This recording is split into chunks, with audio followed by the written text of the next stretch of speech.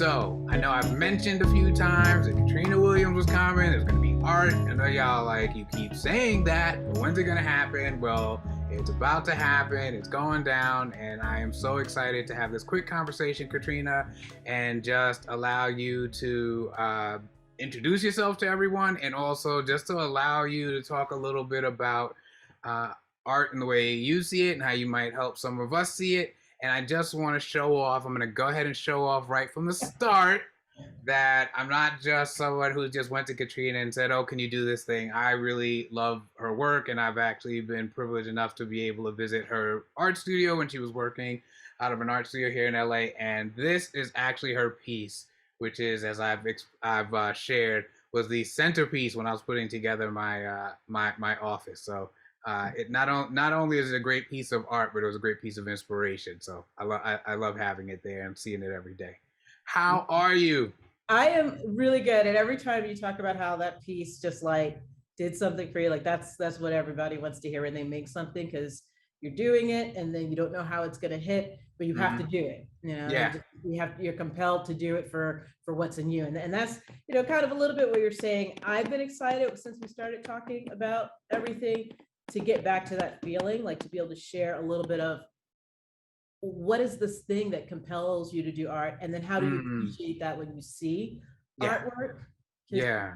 It gets intimidating. I feel like it's one of those areas that people get really intimidated by, even when they like it. You know, they just don't feel that they can, outside of having an art degree or an art history degree or something like that, that they can really have an opinion or that they can really, you know, engage. So, well, I'm gonna raise my hand and say that it actually reminds me very much of you know, young adult, blah blah blah, and start, you know, drinking wine, and I felt very silly, frankly, because I felt like I don't know what any of these people are talking about, and notes of this and finish of that, and what in the world.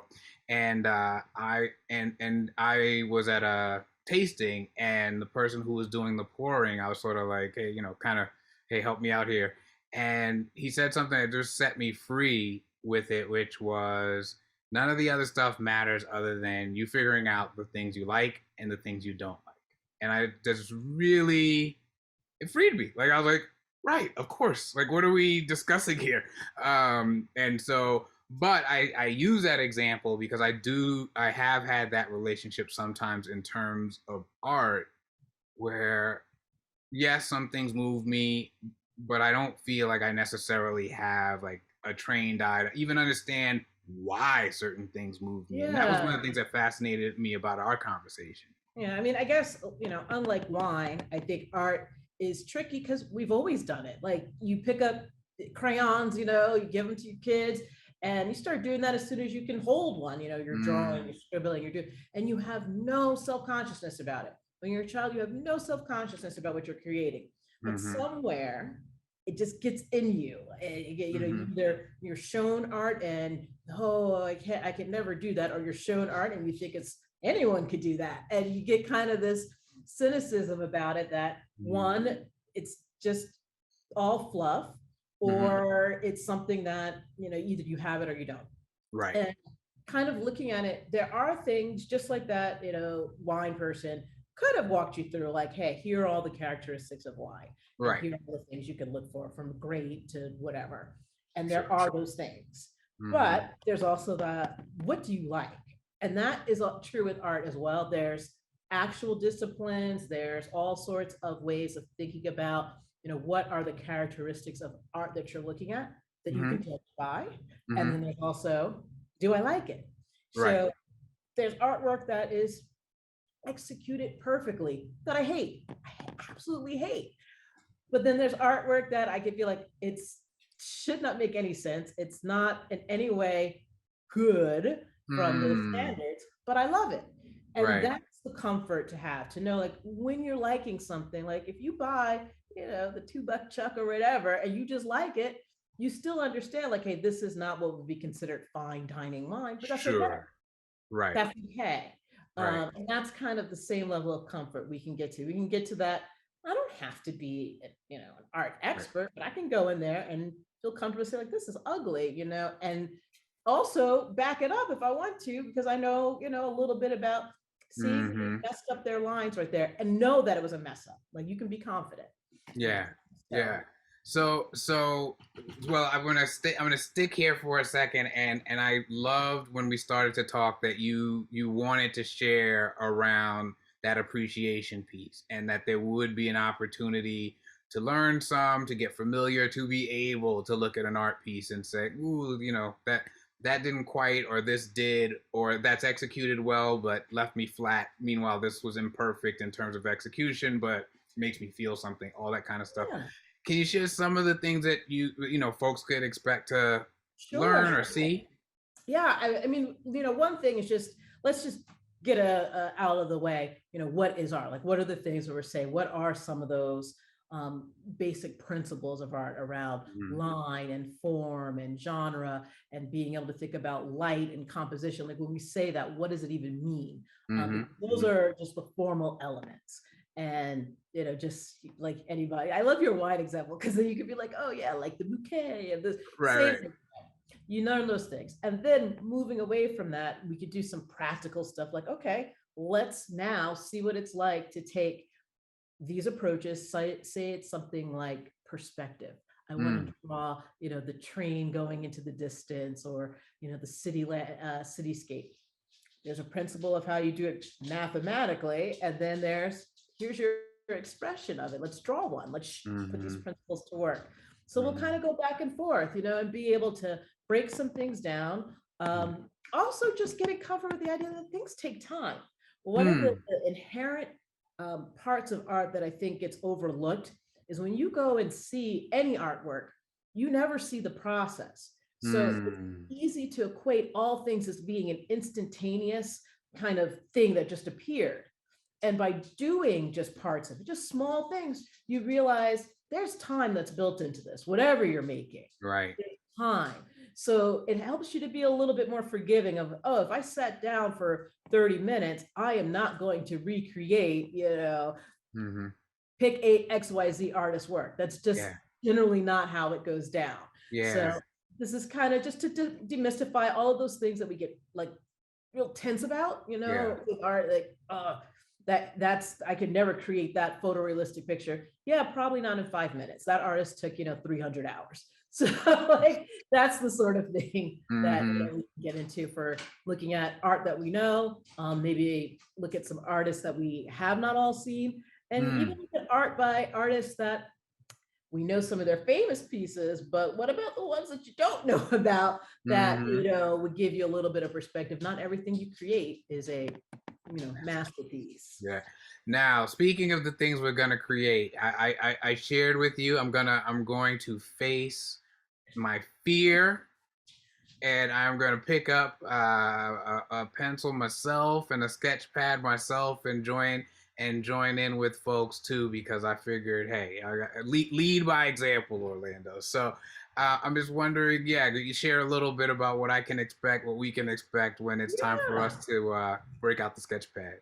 Yeah, I mean, we're going to keep this really simple when it comes to the practical, side of things. I'm not looking for anyone to break the bank. We're going to work with pencil, paper, eraser, pencil sharpener type things. Just grab whatever you got around the office if you don't have a sketchbook, just to get started. But we're going to go through a lot of those things and try to really get some fundamentals, so that through the doing, whether you feel like, hey, I really want to get back into art, or you just kind of want to learn to appreciate it better, you can start doing. So we'll do some portraiture, we'll do some landscaping, we'll do different exercises for understanding how light makes things change. We'll do all the sort of elements of the artwork, but we'll really spend some time then showcasing it in artworks that we're familiar with, different types of battles and things that are happening in the art world around. Is good, is this bad? Because like a lot of things, if you're a sports fan, you can watch with the same level of passion and understanding that not everyone's going to agree on every play, every, is this person the GOAT or is this person the GOAT? Right. Same idea. If you can get to that level of awareness, not everyone's a sports fan, but you're aware of what a fan is and what they're looking at. You're aware of, hey, this is a casual fan and this is someone that's like deep, deep, deep in the record books. You can do the same thing with art. And so that's what we kind of want to bring out and we practice. So when you're tossing the ball around, maybe you're not trying to get into the NFL, but through that simple exercise, you have a better awareness of what someone on the field is doing. And so that's kind of the idea with the drawing. We'll be able to take some of those practical exercises. I knew he was going to go. We'll take, sorry, my dog. That's all right. Caleb is our surprise. He's our TA. We weren't going to say anything, but Caleb's our TA. Caleb's a TA, and he is invited to just come and interrupt, talking too much. Let me see if I could. Yeah, no, you're good. You're good. There you are. We'll bring him into the picture. There he is. Get him What's up, buddy? All right. So we're not gonna go much longer, Caleb. I promise we're not gonna go much longer. But yeah, no, I just wanted to. So in addition to the drawing, I know there have been other times that you've done, online work with folks and so on. What are some of the things that people can do to help it go better once we are all getting started? Are there things that we can be doing to prepare? There really isn't anything that you have to do to prepare. Like I said, we're going to make this pretty simple to access. I don't want to make anyone jump over any hurdles to just pick up a pencil, paper. You've done this before. You've been doing this your whole life. So it's really just to make you comfortable. So things to prepare is just coming with an open mind that this is maybe a slightly different way of approaching art, and that also, this is not meant to be like an extra class. I will not sit there and say, okay, I am the professor, and we're going to go through this in a very rigid way. This is more about rekindling the fact that you used to do this without any judgment on yourself. You used to just be able to appreciate what you made for the fact that you made it, not because you were comparing it to something else. And now as an adult, you can do the same thing and just have a little bit of more awareness of how it fits in context. So it should be, more of an experience than anything that you're looking to measure up against somebody else or, some piece of artwork. Got it. Well, we're going to get started. Yeah, it's February 27th. Okay, got it. Okay, yeah. So on West Coast time, so it'll be morning for me and afternoon for others, I guess, and wherever you are in the world.